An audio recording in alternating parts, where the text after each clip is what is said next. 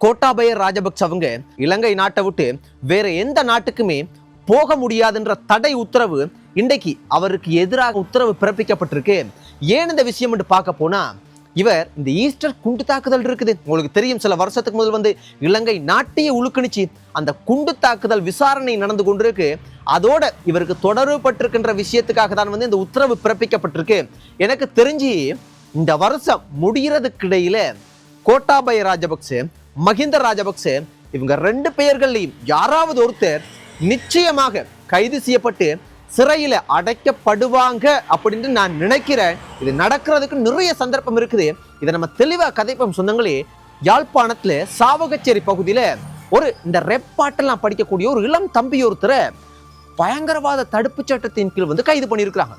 பயங்கரவாத தடுப்பு சட்டத்தின் கீழ் அதுவும் பாட்டு படிக்கிற ஒரு இளம் தம்பி ஒருத்தரை ஏன் கைது பண்ணியிருக்காங்க? ஏன்னா பயங்கரவாத தடுப்பு சட்டம்ன்றது சர்வசாதாரண விஷயம் இல்லை.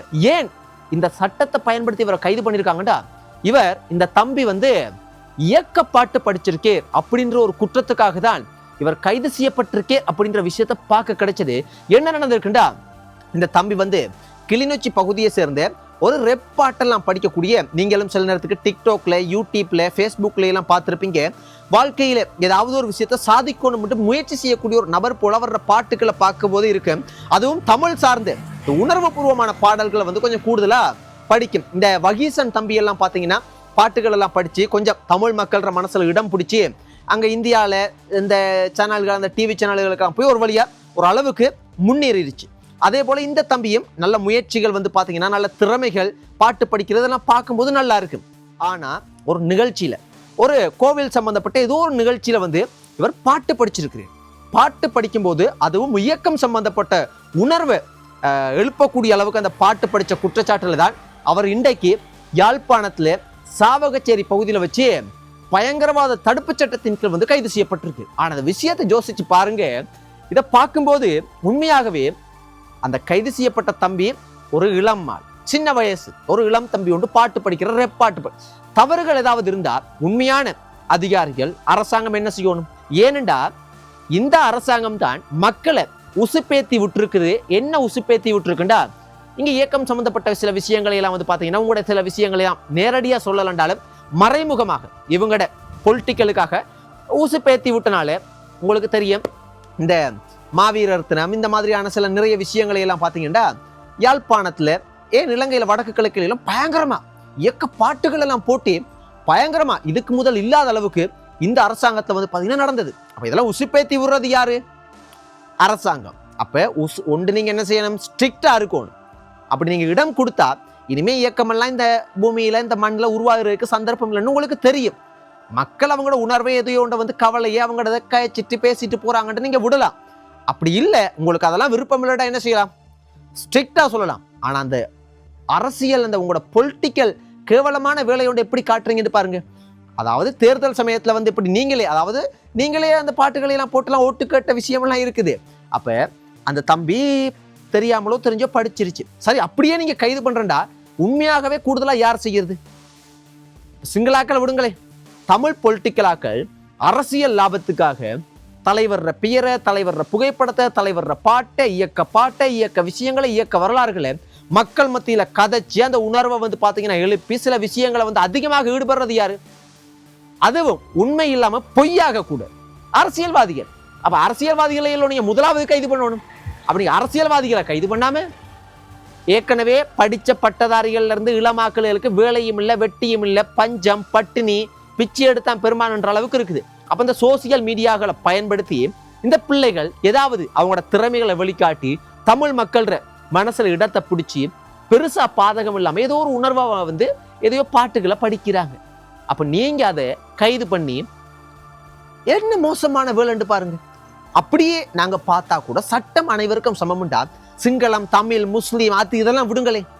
இப்ப மே 18, இந்த மே 18 போன மாசம் கொழும்புல வெள்ளவத்தி என்று சொல்லக்கூடிய பகுதியில தமிழ் சொந்தங்கள், தமிழ் மக்கள் இந்த இனப்படுகொலையை பாத்தீங்கன்னா நினைவு கூர்ந்து மே 18 இறந்த சொந்தங்கள் இப்படி எல்லாம் பாத்தீங்கன்னா ஒரு விஷயம் கூட செஞ்சிருந்தாங்க. மே 18 முள்ளிவாய்க்கால் விஷயத்தை. அப்ப போலீஸ் அந்த இடத்துல இருக்கிறாங்க. போலீஸுக்கு முன்னுக்கு ஒரு டீம் ஒன்று, ஒரு இளம் டீம் ஒன்று என்ன செய்யறாங்கடா, தலைவர், அதாவது பிரபாகரன் அவர்களினுடைய, ஏன் அதை உங்களுக்கு சொல்றேன்னா தெளிவா புரியணும், இல்லாட்டி தலைவர் அண்ணாட பேர் எனக்கு சொல்றதுக்கெல்லாம் விருப்பம் இல்லை, பேர்லாம் சொல்றதுக்கு. அப்ப அவர போட்டோவை பயன்படுத்தி எரிக்கிறாங்க போலீஸுக்கு முன்னுக்கு, தலைவர் போட்டோவை, அதுவும் யூனிஃபார்மோடு. அப்ப உண்மையான காவல்துறை, உண்மையான அரசாங்கம், உண்மையானவங்கண்டா என்ன செய்யணும்? கைது பண்ணணும் அவங்கள. நீ பயங்கரவாத தடை சட்டம் இருக்கும்போது நீ என்ன செய்யறா? நீ இதை காட்டியிருக்க அப்படின்றத கைது பண்ணியிருக்கணும், கைது பண்ண இல்லையே. அப்ப இதெல்லாம் பார்க்கும்போது யோசிச்சு பாருங்க, ஒரு தேரர் ஒருத்தர் செய்யவே கூடாத ஒரு மோசமான விஷயத்தை அனுராதபுரத்துல செஞ்சுட்டு பாதிக்கப்பட்ட பெண் நீதி கேட்டு போராடி கொண்டிருக்கிறாங்க. அவ்வளவு ஆதாரங்கள் இருந்தும் பிணையில் அவர் வெளியே வந்துட்டு. ஏன் இதெல்லாம் நான் கதைக்கிறேன்டா, அப்ப ஒரு தம்பி ஒருத்தரை போட்டு நீங்க சித்திரவதை பண்றீங்க, ஒரு பாட்டு படிச்ச தம்பி ஒருத்தர். அப்ப யோசிச்சு பாருங்க, நீங்க கைது பண்ணணும்டா யாரை கைது பண்ணணும்? நாட்டுல வன்முறை பண்ணக்கூடிய, போதைப் பொருள் விற்கக்கூடிய, இந்த பெண் பிள்ளைகளை நாசம் செய்யக்கூடிய, கொலை செய்யக்கூடிய மோசமான குற்றவாளிகளை நீங்க கைது பண்ணுவோம்.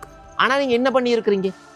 பயங்கரவாத தடை சட்டத்தை ஒரு இளம் தம்பி மீது, ஒரு பாட்டு படிக்கக்கூடிய ஒரு இளைஞர் மீது பயன்படுத்தி இருக்கீங்க. அப்படி அந்த தம்பி போட்டோவை பயன்படுத்தி இருக்காரு, நேரடியாக இயக்க சம்பந்தப்பட்ட விஷயங்களை பயன்படுத்தி இருக்காரு. இல்ல, ஒரு தமிழ் சார்ந்த அந்த பாட்டு நானும் கேட்டேன், ஒரு தமிழ் சார்ந்த ஒரு உணர்வா இருக்குது அந்த பாடு, அவ்வளவுதான். பெருசா அதுல ஒரு பாதகம் மட்டும் இல்லை. அப்படி பார்த்தா வடக்கு கிழக்குல இருக்கிற 90% மக்களை கைது பண்ணுவோம். நீங்கள் உசுப்பேத்தி விட்டு வடக்கு கிழக்குல பாருங்க, இதுக்கு முதல் இருந்த அரசாங்கம் ஸ்ட்ரிக்டா இருந்தான். அதனால பெருசா நினைவு கூறுறதெல்லாம் பாத்தீங்கன்னா முள்ளிவாய்க்காலோ, அதே மாதிரி கார்த்திகை 27, இந்த மாவீரர் தினம், தலைவர் பிறந்த நாள், இதுகளெல்லாம் பாத்தீங்கன்னா பெரிய அளவுக்கு அடக்குமுறைகளை சந்திச்சு ஒரு அளவாதான் அந்த விஷயங்கள்லாம் நடக்குது. ஆனா இந்த அரசாங்கம் அதிகமான அனுமதி கொடுத்தனால என்ன நடக்குது? அதிகமாக செய்யறாங்க. அப்ப அந்த நேரத்துல யாழ்ப்பாணத்துல எல்லாம், நல்லூர் முற்றத்துல எல்லாம் பப்ளிக்கா இயக்க பாட்டுலாம் பகல் நேரத்துல அப்படியே போடுறாங்க, இரவு விடிய போலீஸ் எல்லாம் பாக்குறாங்க. ஏனென்றா உங்களுக்கு பொலிட்டிக்கல் அப்படின்ற ஒரு விஷயத்துக்காக மக்கள் ஓட்டு தேவைன்றனால அதுகளை நீங்க கண்டும் காணாத மாதிரி இருக்கிறீங்க. அப்படி பார்த்தா அதுக்கு பின்னுக்கு இருக்கிற அரசியல்வாதிகள், அதை ஒழுங்கமைச்சவங்க, அவங்க அந்த மக்கள் அவ்வளவு பேரையும் கைது பண்ணுவாங்க. கைது பண்ணலையே. ஏனெண்டா இதுக்கு பெயர் தான் சொந்தங்களே. நான் இந்த அரசாங்கத்துக்கோ அந்த அரசாங்கத்துக்கோ எந்த அரசாங்கத்துக்கு நான் யாருக்கும் இந்த வால் பிடிக்கிற ஆள் இல்லை. ஆனா இதுக்கு பெயர் தான் எச்சே, அதாவது பொலிட்டிக்கல்ன்றது பெயரை வச்சு கொண்டு ஒரு எச்சே, துரோகம், முதுகுல குத்துறது, இந்த மாதிரியான விஷயங்கள். ஆனா அந்த தம்பிக்கு ஒரு விதத்துல சக்சஸ் தான். ஏன்னா அந்த தம்பியை அந்த கைது செய்யப்பட்ட தம்பியை எப்படியும் தமிழ் ஒரு டீம் ஒன்று எடுத்துருவாங்க, முக்கியமா பொலிட்டிக்கல் டீம். ஏன்னா மாகாண சபை தேர்தல் வர இருக்குது, இன்னும் சில தேர்தல்லாம் இனிமே வர இருக்குது.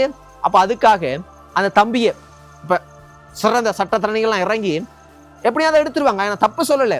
ஆனா என்ன சொல்ல வரேன் என்றால், அந்த தம்பி முன்னுக்கு வரணும்ன்ற ஒரு முயற்சி அந்த தம்பியினுடைய பாடல்கள்ல பார்க்கும்போது எனக்கு தெரியுது.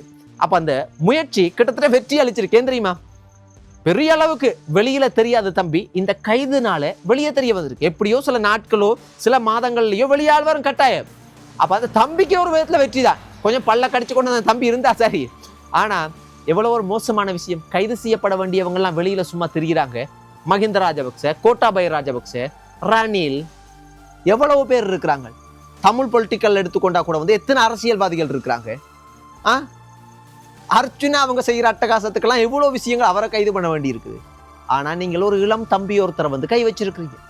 கோட்டாபய ராஜபக்ச அவங்களை நீங்களும் கூத்து சொல்லி கொண்டிருக்கீங்க. இன்றைக்குத்தான் இத்தனை நீங்க ஆட்சிக்கு இப்போ 1.5 வருஷத்தை தாண்டி போய் கொண்டிருக்குது. இன்றைக்குத்தான் கோட்டாபய ராஜபக்ச அவங்க இலங்கை நாட்டில இருந்து எந்த ஒரு நாட்டுக்கு போக முடியாது, போக இயலாதுன்ற தடை உத்தரவையை கொண்டு வந்திருக்கு. ஈஸ்டர் குண்டு தாக்குதலுக்கு பின்னுக்கு இருக்கிறது மஹிந்த ராஜபக்ச, கோட்டாபய ராஜபக்ச பிள்ளையான்ட்டு நான் சொல்ல இல்லை. அனுரகுமார் திசாநாயக் அவங்க சொன்னாங்க. அப்படி சொன்னாத நிரூபிச்சு அதை செஞ்சு காட்டி இருக்கணும். இன்னும் செய்யல. என்னதான் தடை உத்தரவு போட்டாலும் எனக்கு தெரிஞ்சதெல்லாம் செய்வேரா அப்படின்ற ஒரு கேள்விக்குறி எனக்கு இன்னும் இருக்குது. அதெல்லாம் நடக்குமா அப்படின்றது. அப்ப நான் எல்லாம் ஏன் சொல்றேன்டா, நாங்க எல்லாருமே மனிதர்கள்.